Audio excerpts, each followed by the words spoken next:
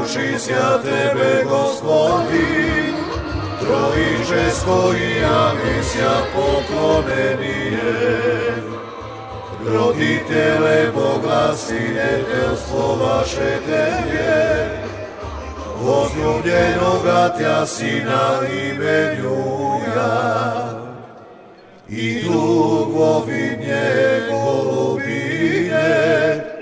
izvestvo vaše slove se utvrždenije. Ja daj se, Hriste Bože, i mi prosveštej, slava Tebi. U Jordanije gnišajući Tebe, Gospodi, trojičesko i ja misja poklonenije.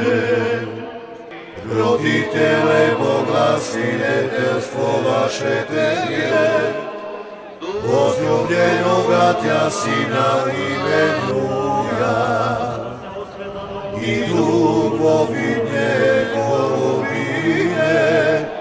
izvestvo vaše slove se utvrždenije. Ja daj se, Hriste Bože, i mi prosveštej, slava Tebi. U Jordanije gnišajući Tebe, Gospodi, trojičesko i ja misja poklonenije.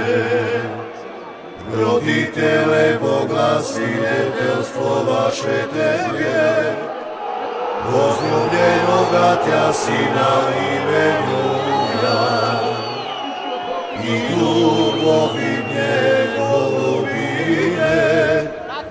izvestvo vaše slove se utvrždenije.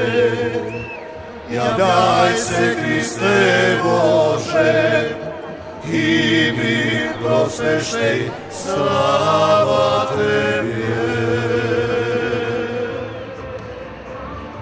Ova godina mi se ispunila moja životna želba da go fatam Svetиот Крст, како и секоја година. Водата беше ладна, борбата беше долу под нивото жестока, но имав среќа и желба и го фатив Светиот Крст. Ова е голема чест за мене и за моето семејство како православни христијани.